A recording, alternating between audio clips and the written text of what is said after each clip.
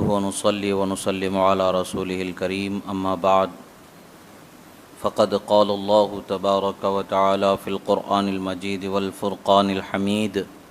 أعوذ بالله من الشيطان الرجيم بسم الله الرحمن الرحيم قل لا أسألكم عليه أجرا إلا المودة في القربى صدق الله مولانا العظيم وصدق رسوله النبي الأمين الكريم ونحن على ذلك لمن الشاهدين والشاكرين والحمد لله رب العالمين۔ ایک مرتبہ عقیدت و محبت کے ساتھ درود شریف کا نذرانہ پیش کریں۔ اللہم صلی علی سیدنا نبینا مولانا محمد عدد ما فی علم اللہ صلاۃ دائمۃ بدوام ملک اللہ وعلی آلہ واصحابہ اجمعین۔ ایک مرتبہ اور نبی اور آل نبی پر درود شریف پڑھ لیں۔ اللہم صلی علی سیدنا نبینا مولانا محمد عدد ما فی علم اللہ صلاۃ دائمۃ بدوام ملک اللہ وعلی آلہ واصحابہ اجمعین۔ اللہ رب العزت کا بے پناہ شکر احسان کہ اللہ رب العزت نے ہمیں اس کے حبیب کریم صلی اللہ تعالی علیہ وسلم کا سچا چاہنے والا اور آپ کی نسبت سے صحیح معنوں میں عقیدت و محبت کرنے والا صحیح العقیدہ مسلمان بنا کر کے پیدا فرمایا۔ یہ اللہ کا بے پناہ شکر ہے کہ اللہ نے ہمیں یہ نعمت ایمانیہ بغیر طلب و جستجو کے عطا فرمائی۔ اللہ کے فضل سے جب یہ نعمت ہمیں میسر ہے تو ہر مومن پر یہ لازم ہے کہ وہ اپنی اس نعمت کی حفاظت کرے۔ جیسے اگر کسی کے پاس کچھ سونے کی چیز ہے تو اس کی حفاظت کی جاتی ہے، کچھ پیسے ہے تو اس کی حفاظت کی جاتی ہے، زمین ہے تو اس کی حفاظت کی جاتی ہے، گاڑی بنگلہ جس سب چیزوں کی حفاظتیں کی جاتی ہیں، مگر ہر انسان یہ بخوبی جانتا ہے کہ دنیا میں جب تک وہ ہے یہ چیزیں اس کے کام آئیں گی، جب وہ دنیا سے جائے گا نہ گھر نہ زمین نہ دولت نہ سونا نہ چاندی نہ کچھ اس کے کام آئے گا۔ جو اس کے کام آنے والا نہیں ہے اور جس کو چھوڑ کر کے جانا یقینی ہے، یہ انسان جاننے کے باوجود اس کے پیچھے اپنی بھاگ دوڑ کرتا رہتا ہے، اپنی پوری زندگی اس کے کمانے اور اس کے حفاظت میں لگا دیتا ہے۔ مگر اہل ایمان وہ ہیں جن کو اللہ تعالیٰ نے توفیق بخشی ہے، وہ ان سب چیزوں کی حفاظت بقدر ضرورت کے ساتھ اپنی حقیقی جو نعمت ہے ایمان، اس کی حفاظت پر وہ ہمیشہ کمر بستہ ہوتے ہیں۔ یعنی جو مومن ہوتے ہیں ان کے لیے ایمان سے بڑھ کر کے کوئی نعمت کوئی دولت ہی نہیں ہے، دولت ایمان اور ہدایت ہی ان کے لیے سب سے بڑی نعمت اور سب سے بڑی دولت ہے۔ وہ اسی پر قائم رہنا چاہتے ہیں، اسی کی حفاظت کے لیے اپنی زندگی گزار دیتے ہیں۔ آج دنیا دیکھ رہی ہے، ظلم کرنے والے ظلم کر رہے ہیں، چھوٹے چھوٹے بچوں کی جان لے رہے ہیں، مگر وہ چھوٹے بچے جن کو بولنا آ گیا ہے وہ جب جان دے رہے ہیں تو کلمہ لا الہ الا اللہ محمد رسول اللہ پڑھتے ہوئے دنیا سے جا رہے ہیں، اور دنیا کو باطل طاقتوں کو بتا رہے ہیں طاقتور ہو جانا اور بات ہے، ایمان والا ہو جانا اور بات ہے۔ طاقت ایمان کے جذبے کو دبا نہیں سکتی ہے، جو ایمان ہے وہ ایمان والے کی نعمت ایسی ہے کہ وہ دنیا چھوڑ کر کے جائے گا، ساتھ لے کر کے جائے گا۔ ایمان کی وہ دولت ہے جو بندہ اپنے ساتھ قبر میں لے کر کے جائے گا، حشر میں جب اٹھایا جائے گا اس دولت کو لے کر کے وہ اٹھنے والا ہے۔ اللہ تعالیٰ نے بندوں کو وہ نعمت لازوال عطا فرمائی ہے، وہ عظمت لازوال عطا فرمائی ہے جسے موت بھی دور نہیں کر سکتی ہے، قبر کی تاریکی بھی دور نہیں کر سکتی ہے، حشر کی پریشانی بھی دور نہیں کر سکتی ہے۔ یہ وہ ایمان کی دولت ہے جو انسان اپنے ساتھ لے کر کے دنیا سے جائے گا۔ تو ہمیں اس دولت کی حفاظت کی طرف توجہ ہونی ہے جو ہمارے ساتھ ہمارے قبر میں بھی آنے والی ہے، اور ہمارے ساتھ حشر میں بھی ہمیں اس کے ساتھ اٹھایا جائے گا۔ اور جب ہمارے سوال و جواب ہوں گے اس وقت پر ہم رب تعالیٰ کی بارگاہ میں عرض کریں گے، پروردگار ہم وہ بندے ہیں جو تجھے خدا مانتے تھے، ہم وہ بندے ہیں جو تیری نازل کردہ کتابوں کو حق جانتے تھے، تیری کتابیں جانتے تھے، اور ہم وہ بندے ہیں جو آج کے دن اٹھائے جانے پر ہم ایمان رکھا کرتے تھے،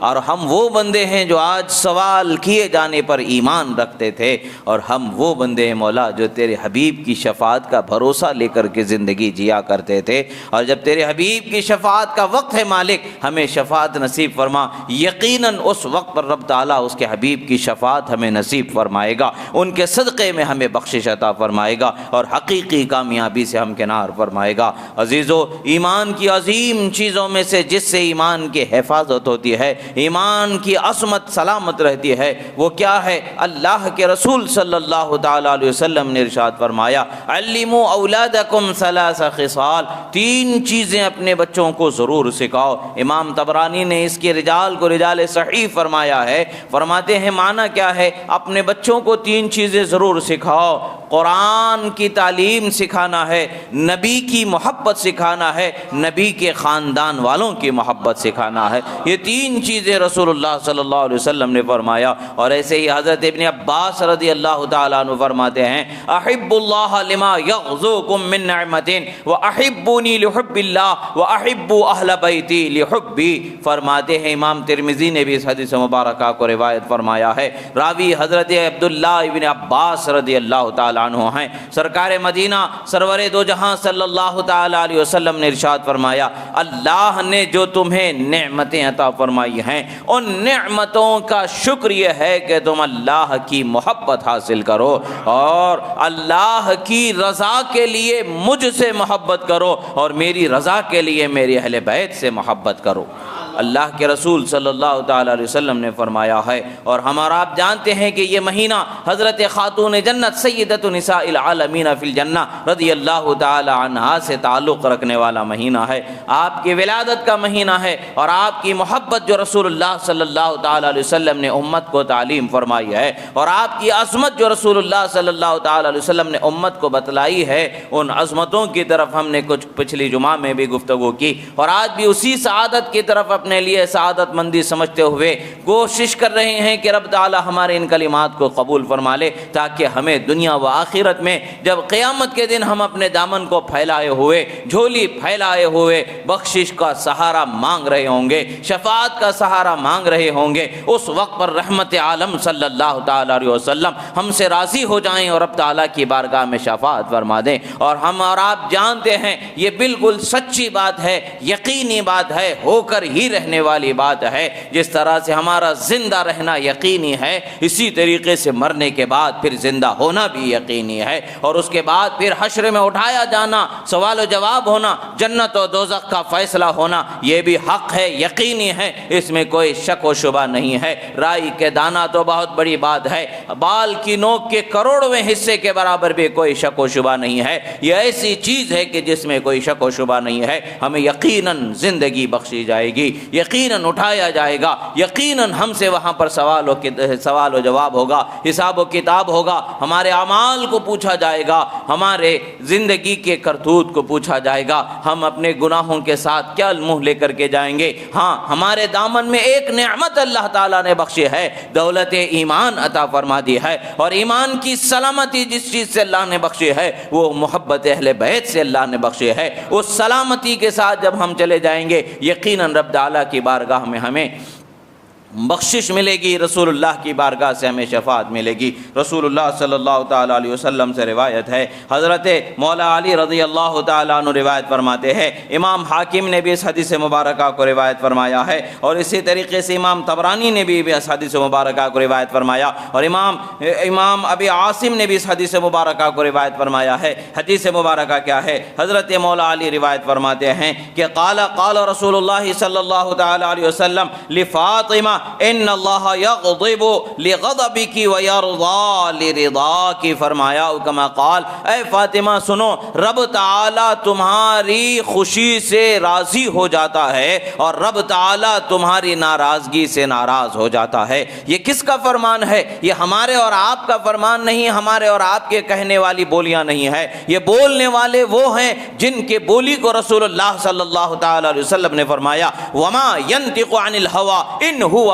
الا وحی یوحی، اور میرا حبیب جو کہتا ہے وہ اپنی خواہش سے اپنی مرضی سے کچھ نہیں کہتا ہے، وہ جو کہتا ہے فرمان رب ذوالجلال ہی اس کی زبان سے نکلتا ہے۔ یعنی رسول اللہ صلی اللہ تعالی علیہ وسلم کا یہ بیان خواہش سے نہیں ہے، کسی کی محبت میں غلبہ کرتے ہوئے یا ان کے معاملات میں زیادتی کرتے ہوئے، حد سے بڑھاتے ہوئے نہیں۔ اللہ کے حدود کی حفاظت کرنے والا رسول اللہ سے بڑھ کر کے کوئی ہو ہی نہیں سکتا ہے، جس کو حضرت ام المومنین بی بی عائشہ صدیقہ رضی اللہ تعالی عنہ فرماتے ہیں متا یبدو فی الداج البہیمی جبینہ یلح مثل مصباح الدجى المتوقد فمن کان او من قد یکون کاحمد نظام لحق او نکال لملحد۔ فرماتے ہیں میرے آقا کے جیسا کون ہے دنیا میں، کون تھا اور کون ہوگا؟ اندھیری رات میں جب آتے ہیں، اندھیری رات میں چمکتے مہتاب بن کر کے نظر آتے ہیں، اندھیروں میں اجالے پھیرتے نظر آتے ہیں۔ اور پھر کون ہے جو خدا کے حقوق، خدا کے حدود کی پابندی کرنے والا،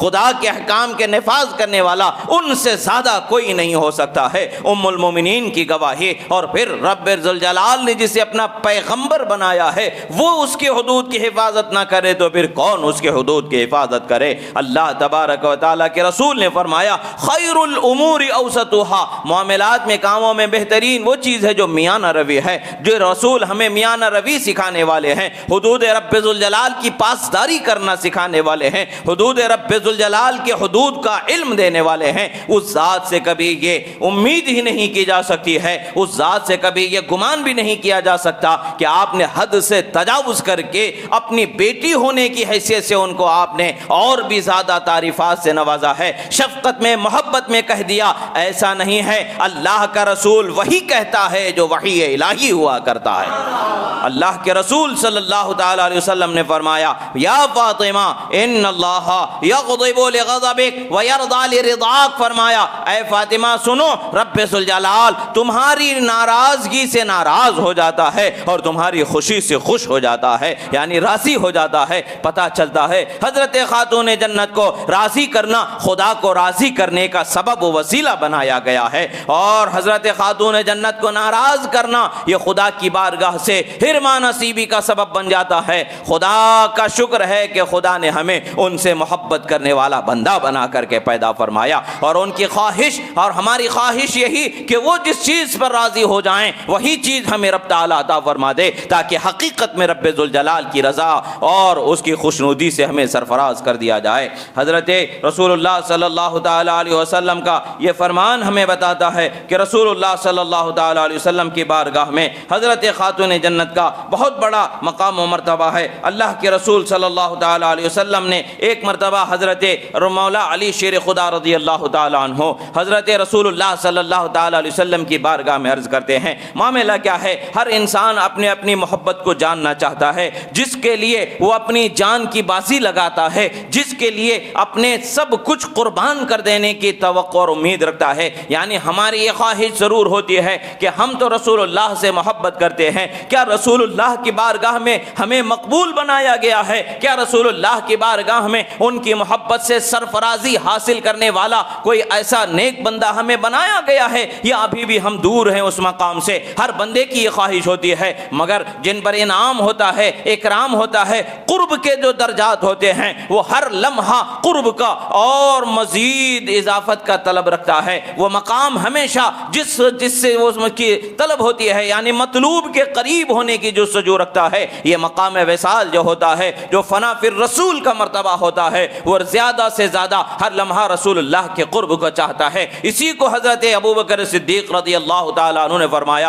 ارقبوا محمدا فی اہل بیتہ، محمد عربی کی اگر محبت چاہتے ہو، ان کا قرب چاہتے ہو، ان کی نزدیکی چاہتے ہو، اپنے درجات کی بلندی چاہتے ہو، تو ان کے اہل بیت سے محبت کرنے والے ہو جاؤ۔ حضرت مولا علی رضی اللہ تعالیٰ عنہ نے عرض کیا یا رسول اللہ صلی اللہ تعالیٰ علیہ وسلم، آپ ذرا بتائیں تو صحیح آپ کے نزدیک سب سے زیادہ کون سی ہستی محبوب ہیں، کون سب سے زیادہ محبوب ہیں، کون سب سے زیادہ پسندیدہ ہیں؟ حضرت مولا علی رضی اللہ تعالیٰ عنہ نے جب پوچھا تو حضرت رسول اللہ صلی اللہ علیہ وسلم سے عرض کیا یا رسول اللہ، آپ کو فاطمہ محبوب ہیں یا میں محبوب ہوں؟ حضرت رسول اللہ صلی اللہ علیہ وسلم نے فرمایا فاطمہ میرے لیے محبوب ترین ہے، تم سے زیادہ محبوب فاطمہ ہے، اور میرے نزدیک اس سے زیادہ زیادہ تمہیں اللہ تعالیٰ نے معزز بنایا ہے، یعنی تمہیں عزیز ان سے زیادہ رکھتا ہوں اور ان کو تم سے زیادہ محبوب رکھتا ہوں۔ یہ اللہ کے رسول صلی اللہ تعالیٰ علیہ وسلم نے یہ 2 لمحوں میں 2 جملوں میں اس کا فرق سمجھا دیا اور بتا دیا کہ فاطمہ خاتون نساء عورتوں میں سب سے زیادہ رسول اللہ صلی اللہ تعالیٰ علیہ وسلم کی پسندیدہ ہستی ہیں۔ کیوں ہیں آخر انہیں یہ کیوں مقام عطا فرمایا ہے؟ رسول اللہ صلی اللہ علیہ وسلم نے فرمایا فاطمہ کا نام ہی اس لیے فاطمہ رکھا گیا کہ انہوں نے اپنے آپ کو خدا کی نافرمانی سے بچا لیا اور خدا کی فرما برداری پر کمر بستہ کر لیا، تو اللہ تبارک و تعالیٰ نے انہیں اور ان کی اولاد کو اور ان کو چاہنے والوں کو جہنم سے آزادی کا مژدہ عطا فرما دیا۔ کہ اللہ کے رسول صلی اللہ تعالیٰ علیہ وسلم کی شہزادی کا یہ مقام ہے۔ اللہ کے رسول صلی اللہ تعالیٰ علیہ وسلم فرماتے ہیں کہ حضرت ابو ہریرہ رضی اللہ تعالیٰ عنہ راوی ہیں، فرماتے ہیں قال نظر النبی صلی اللہ علیہ وسلم الى علی بن ابی طالب وفاطمہ والحسن والحسین فقال انا حرب لمن حاربکم وسلم لمن سالمکم۔ فرماتے ہیں کہ سنو، حضرت ابو ہریرہ فرماتے ہیں کہ ایک مرتبہ رسول اللہ صلی اللہ تعالیٰ علیہ وسلم نے حضرت خاتون جنت کی طرف نظر اٹھا کے دیکھی، مولا علی کی طرف نظر اٹھا کے دیکھی، حسنین کریمین کی طرف نظر اٹھا کر کے دیکھی اور ارشاد فرمایا میں اس کے لیے سلامتی ہوں جو تم سے سلامتی و سمجھوتے کے ساتھ زندگی گزارنے والا ہے، میں اس کے لیے کھلا جنگ کا اعلان ہوں جو تم سے دشمنی رکھنے والا ہے۔ رسول اللہ صلی اللہ تعالیٰ علیہ وسلم کا یہ فرمان ہمیں بتاتا ہے کہ وہ فرمان جو رسول اللہ نے پہلے فرمایا کہ جو میں نے جو عرض کیا کہ خدا ان کی ناراضگی پر ناراض ہو جاتا ہے، خدا ان کی رضا پر خوش ہو جاتا ہے، یہ ہمیں پتہ چلتا ہے خدا اور اس کے رسول دونوں کا یہی معاملہ ہے۔ خدا بھی اور اس کا رسول بھی خاتون جنت و حسنین و مولا علی سے راضی رہنے والوں سے راضی ہو جاتے ہیں اور ان سے دشمنی کرنے والوں سے ناراض ہو جاتے ہیں۔ یہ پتہ چلتا ہے کہ اللہ تبارک و تعالیٰ نے کس قدر ان کا مقام و مرتبہ بلند و بالا فرمایا ہے۔ ایسے ہی رسول اللہ صلی اللہ تعالیٰ علیہ وسلم نے جب حضرت خاتون جنت رضی اللہ تعالیٰ عنہا کا نکاح کا وقت آیا، جب آپ کے نکاح کرنے کی بات آ گئی اور پھر آپ کے نکاح کے موقع کی بھی بات ہے اور پھر آپ کے مقام و مرتبہ جو جنتی عورتوں میں جو سب سے بلند و بالا مقام عطا فرمایا گیا ہے،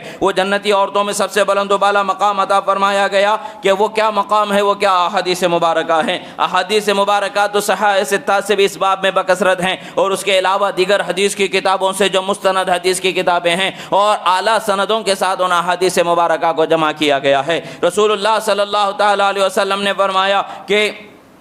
اللہ کے رسول صلی اللہ تعالیٰ علیہ وسلم نے حضرت خاتون جنت سے فرمایا کہ اے فاطمہ زہرا سنو، کیا تم اس پر خوش نہیں ہو جاؤ گی کہ اللہ تبارک و تعالیٰ نے تمہیں تمام جنتی عورتوں کا سردار بنا دیا ہے۔ ایک حدیث مبارکہ ہے ان تکونی سیدۃ نساء اہل الجنہ او نساء المؤمنین، فرماتے ہیں کہ سنو تمام مومن عورتوں کی تمہیں سردار بنا دیا گیا یا پھر تمہیں تمام جنتی عورتوں کی سردار بنا دیا گیا۔ یہ روایت امام بخاری نے بھی روایت فرمایا ہے اور امام مسلم نے بھی روایت فرمایا ہے۔ ظاہر سی بات ہے ہم سرداری کا معاملہ کیسے ہمارے ساتھ رکھ رہے ہیں؟ یہ صرف زبان سے بولنے کے لیے سردار بنا دیا گیا، سنا دیا گیا نہیں۔ سردار وہ ہوتا ہے کہ جن کے طریقے پر زندگی گزارنے کو انسان ان کی سرداری میں زندگی گزارنے والا اپنا حرز جاں بنا لیتا ہے، ان کی طریقے کو اپنا طریقہ بنا لینا ہے، ان کے شعار کو اپنا شعار بنا لینا ہے۔ انہوں نے جس طریقے سے رب ذوالجلال کی اطاعت و فرما برداری کی، نماز و روزہ حج و زکوٰۃ کے جو احکام ان پر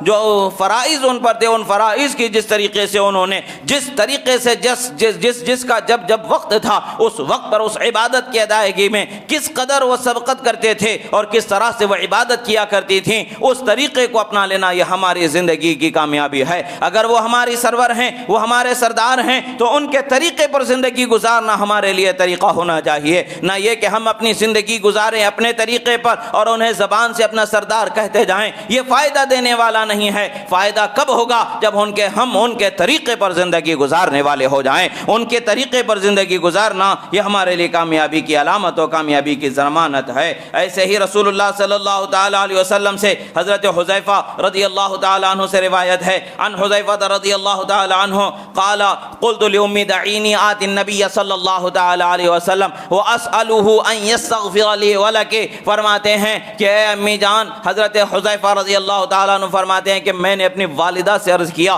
امی جان مجھے اجازت عطا فرمائیں، میں ایک مرتبہ رسول اللہ صلی اللہ علیہ وسلم کی بارگاہ میں جا کر کے ان کے ساتھ مغرب کی نماز ادا کرنا چاہتا ہوں اور ان سے میں دعا کرانا چاہتا ہوں تاکہ آپ کی اور میری مغفرت کی وہ دعا فرما دیں۔ فرماتے ہیں کہ ان کی والدہ نے انہیں اجازت عطا فرما دی، وہ بارگاہ رسالت میں حاضر ہو گئے، بارگاہ رسالت میں حاضر ہو کر کے مغرب کی نماز ادا کی۔ اس کے بعد سرکار نماز پڑھتے رہے، فصلی حتی صلی العشاء، رسول اللہ صلی اللہ علیہ وسلم اتنے وقت تک نماز ادا کرتے ہی رہے یہاں تک کہ عشاء کا وقت آ گیا، اور عشاء کی نماز ادا کرنے کے بعد آپ اپنے مسجد سے نکل کے آپ باہر جانے لگے۔ حضرت حذیفہ فرماتے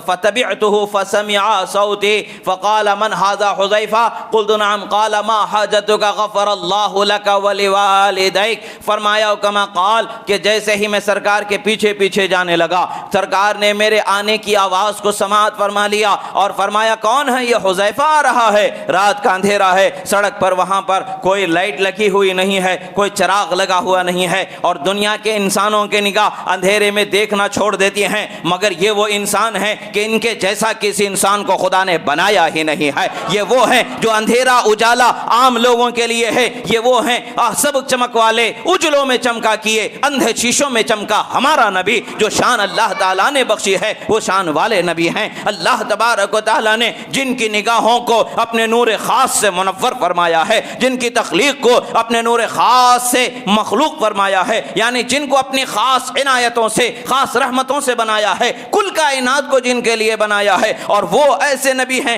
کہ جن کا کلمہ پڑھنے والوں کی شان یہ ہوتی ہے کہ خود انہوں نے ہی فرمایا اتقوا فراست المؤمن فإنه ينظر بنور اللہ، مومن کی نظر فراست سے بچو کہ وہ اللہ کے نور سے دیکھتا ہے۔ جب ان کا کلمہ پڑھنے والا مومن فراست کی نظر پا لیتا ہے تو کلمے والے نبی کی نظر کا کیا کمال ہوگا۔ ہم تو یہی کہتے ہیں اور کوئی غیب کیا، تم سے نہاں ہو بھلا جب نہ خدا ہی چھپا تم پہ کروڑوں درود۔ رسول اللہ صلی اللہ تعالی علیہ وسلم کو اللہ تبارک و تعالی نے غیب کا علم عطا فرمایا ہے، قرآن اس پر شاہد ہے، احادیث اس پر شاہد ہیں۔ اللہ نے فرمایا لا یظہر علی غیبہ احدا الا من ارتضی من الرسول، فرمایا اللہ اپنے غیب کو کسی پر ظاہر نہیں فرماتا سوائے اپنے پسندیدہ رسول کے۔ اللہ تبارک و تعالی نے رسولوں پر پیغمبروں پر علم غیب عطا فرمایا، اور تمام پیغمبروں سے سب سے زیادہ علم اللہ تعالیٰ نے اس کے حبیب صلی اللہ علیہ وسلم کو عطا فرمایا۔ رسول اللہ کو کسی کے بولنے کی ضرورت نہیں تھی،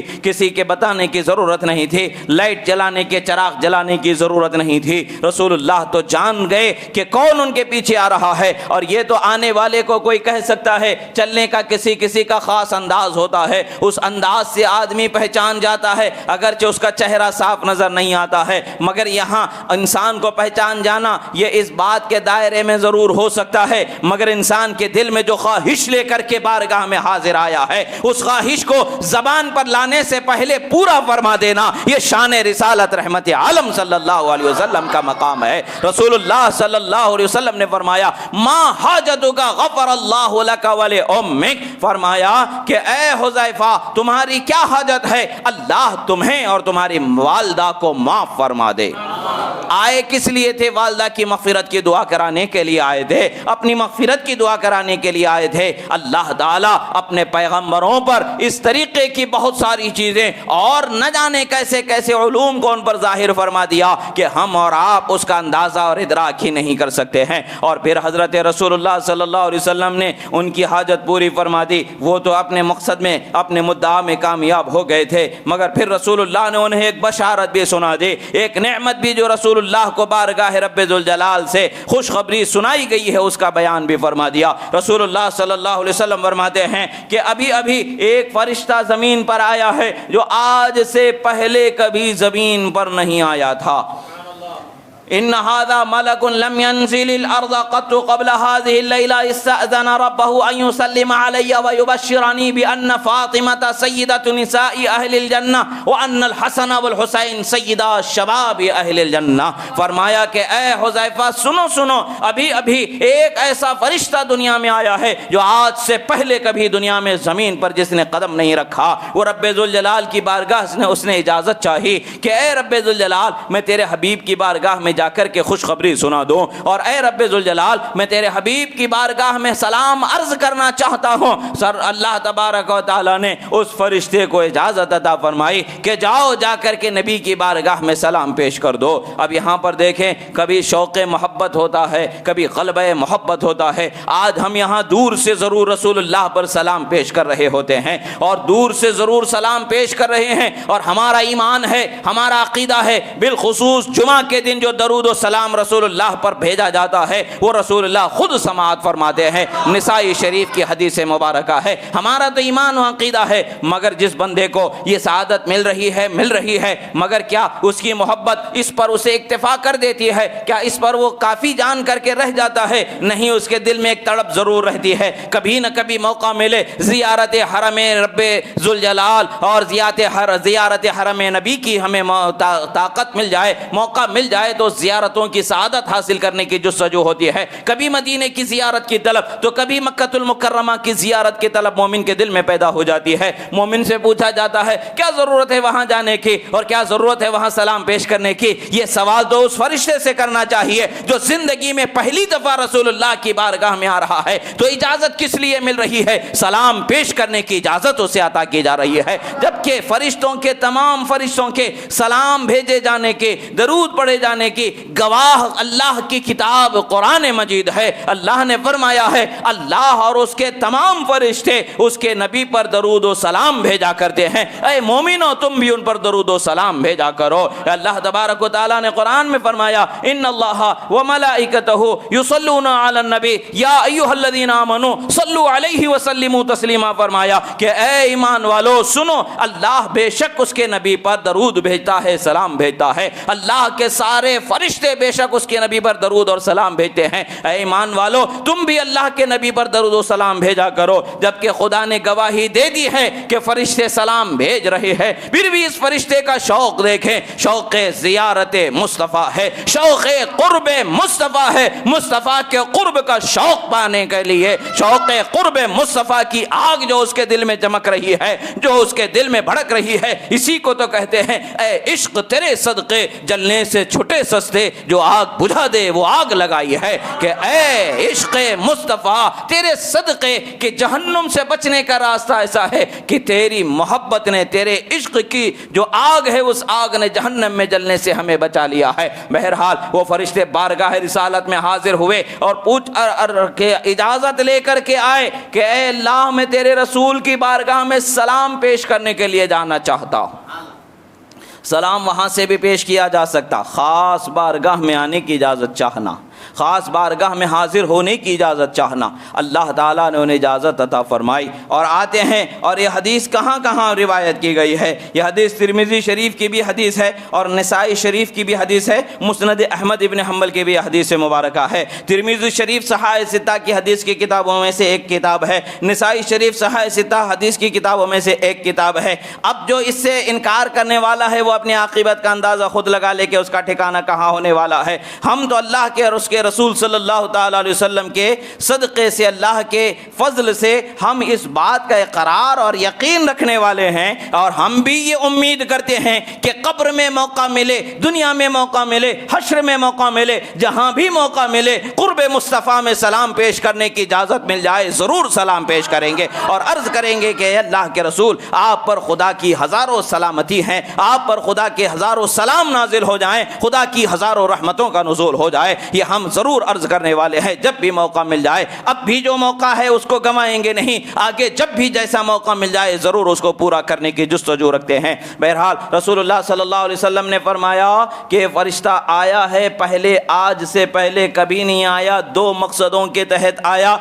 اول کہ مجھ پر سلام پیش کرنا چاہتا تھا، اجازت لی، اجازت مل گئی۔ دوسری خوشخبری مجھے دینا چاہتا تھا، وہ خوشخبری سنانے کے لیے میرے پاس آ گیا۔ وہ خوشخبری کیا ہے کہ فرماتے ہیں کہ اللہ تبارک و تعالیٰ کی بارگاہ میں یہ فیصلہ ہو چکا ہے بِأَنَّ فاطمة سیدۃ نساء اہل الجنہ۔ اے رسول سنیں، اللہ کے محبوب سنیں، آپ کی لخت جگر، آپ کی شہزادی حضرت خاتون جنت کو، فاطمہ زہرا کو اللہ تبارک و تعالیٰ نے تمام جنتی عورتوں کا سردار بنا دیا۔ اور آپ کے دونوں شہزادے حضرت امام حسن و امام حسین کو جنتی نوجوانوں کے تمام جنتی نوجوانوں کا سردار بنا دیا۔ رسول اللہ صلی اللہ تعالیٰ علیہ وسلم کے شہزادوں کی یہ شان، رسول اللہ کی شہزادی کی یہ شان اللہ تبارک و تعالیٰ نے اسی کے حبیب کی زبانی ہمیں بتلا دی ہے۔ عزیزو، ہماری کامیابی اسی میں ہے کہ ہم رسول اللہ صلی اللہ تعالیٰ علیہ وسلم سے اور آپ کی اہل بیت اور آپ کے صحابہ سے محبت کرنے والے ہو جائیں، اور آپ سے محبت کرنے والے جو ہیں وہ دنیا میں بھی کامیاب ہوتے ہیں اور آخرت میں بھی کامیاب ہوتے ہیں، اور اللہ تبارک و تعالیٰ کی بارگاہ سے نعمتیں ہی نعمتیں ملتے ہیں، نعمتیں ہی نعمتیں ملتے ہیں، رحمتیں ہی رحمتیں ملتے ہیں۔ اللہ کے رسول صلی اللہ تعالیٰ علیہ وسلم نے جب اپنی شہزادی خاتون جنت کا نکاح فرمانا تھا، اس وقت کی روایت کیا ہوتی ہے؟ امام محب الطبری نے روایت فرمایا ہے، الریاض النظرہ فی مناقب العشرہ کے اندر اس حدیث مبارکہ کو روایت فرمایا ہے۔ حدیث کیا ہے؟ عن انس رضی اللہ تعالی عنہ قال بینما رسول اللہ صلی اللہ علیہ وسلم فی المسجد اذ قال صلی اللہ علیہ وسلم لعلی، فرماتے ہیں کہ حضرت انس فرماتے ہیں کہ ہم لوگ مسجد میں تشریف فرما تھے، رسول اللہ صلی اللہ تعالی علیہ وسلم جلوہ فرما ہیں، اچانک رسول اللہ صلی اللہ تعالی علیہ وسلم نے حضرت مولا علی فاتح خیبر حیدر کرار سے ارشاد فرمایا کہ اے علی سنیں، ابھی یہ جبرائیل امین حاضر ہیں، انہوں نے خبر دی ہے کہ رب تعالی نے تمہارا نکاح فاطمہ سے ملأ اعلیٰ میں پڑھ دیا ہے، جس پر 40,000 فرشتوں کو گواہ بنایا گیا۔ کتنے فرشتوں کو گواہ بنایا گیا ہے؟ 40,000 فرشتوں کو گواہ بنایا گیا ہے۔ دنیا کا یہ کون سا ایسا نکاح انوکھا ہے جو خاتون جنت کے سوا ہمیں صاف صاف ملتا ہے، نظر آتا ہے کہ جس پر 40,000 فرشتوں کو گواہ بنایا گیا ہے۔ اللہ کی قسم، اللہ تعالیٰ نے یہ سعادت اپنے حبیب کی شہزادی حضرت خاتون جنت سیدۃ نساء اہل الجنہ کے لیے مقرر فرمائی ہے، اور وہ نکاح کا انتخاب بھی ملأ اعلیٰ میں ہو رہا ہے۔ اور اللہ تبارک و تعالیٰ فرماتا ہے کہ 40,000 فرشتے اس نکاح پر گواہ بنائے گئے ہیں، اور اللہ تبارک و تعالیٰ نے شجر طوبہ پر وحی فرمائی کہ یاقوت و جواہر کو نثار کر دو، اور فرشتے اور حور جو بڑی بڑی آنکھوں والی جنتی حوریں ہیں ان تمام کو سمیٹ رہی ہیں، اور قیامت تک کے وہ سمیٹے ہوئے موتیوں کے ایک دوسرے کو تحفہ دیتے گزارتے چلے جائیں گے۔ اتنے نثار کیے گئے، اتنے جواہر بہ نثار کیے گئے، اتنے یاقوت و لال و جواہر کو نثار کیا گیا۔ یہاں پر وہ عظمت کا بتانا تھا کہ اللہ تبارک و تعالیٰ نے اس نکاح کو اس قدر معظم بنایا، اس قدر محترم بنایا، اس قدر خوشی کا سبب بنایا کہ قیامت تک کے اس نکاح کی خوشی کو فرشتے اور جنتی حوریں آپس میں بانٹتے رہیں گے، تقسیم کرتے رہیں گے۔ یہ نعمت ہے حضرت رسول اللہ صلی اللہ تعالیٰ علیہ وسلم کی شہزادی کو جو اللہ تبارک و تعالیٰ نے عطا فرمایا ہے، یہ عظمت ہے جو اللہ تبارک و تعالیٰ نے آپ کو عطا فرمایا ہے۔ عزیزو، ان عظمت والوں کی عظمت کا اقرار کرنا اور ان سے محبت رکھنا ہماری کامیابی کی دلیل ہے۔ اور یاد رکھیں کہ اہل بیت کی محبت کا یہ مطلب نہیں ہے کہ معاذ اللہ رسول اللہ کے صحابہ کی شان میں بے ادبی کرنے والے ہو جائیں۔ رسول اللہ کے صحابہ کی ایک نسبت ہے، اس نسبت کا بھی احترام ہم پر لازم و ضروری ہے۔ رسول اللہ کی اہل بیت ایک نسبت ہے، اس نسبت کا بھی ہمیں ادب و احترام لازم و ضروری ہے۔ مومن اسی وقت پر کامیاب ہوگا جب یہ دونوں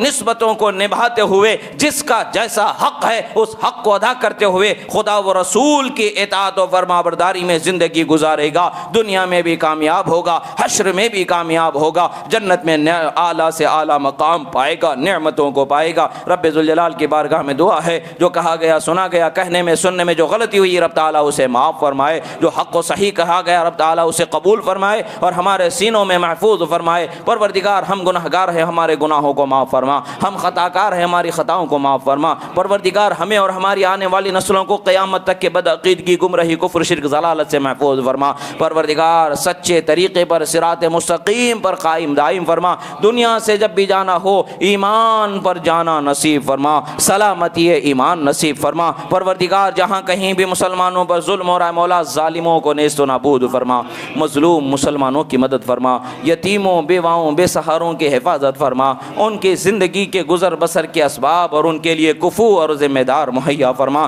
پروردگار اہل اسلام کو ایک فرما، پروردگار ایک ہو کر کے اسلام پر ثابت قدم رہ کر کے زندگی تیرے رسول کی فرما برداری میں گزارنے کی توفیق عطا فرما۔ آپسی نفرتوں کو دور فرما دے، آپسی دشمنیوں کو دور فرما دے، آپسی ناچارگیوں کو دور فرما دے، ناچاقیوں کو دور فرما دے، ہدایت کے سچے طریقے پر ایمانی محبت کے ساتھ زندگی گزارنے کی توفیق عطا فرما۔ جو بیمار ہے انہیں شفاء کاملہ و عاجلہ عطا فرما، جو قرض دار ہے انہیں بار قرض سے سبکدوشی عطا فرما، جو بے اولاد ہے انہیں صاحب اولاد فرما، جن کے اولاد ہے انہیں نیک با اخلاق با کردار فرما۔ اقول قولی ھذا استغفر اللہ لی ولکم ولسائر المؤمنین وما علینا الا البلاغ المبین برحمتہ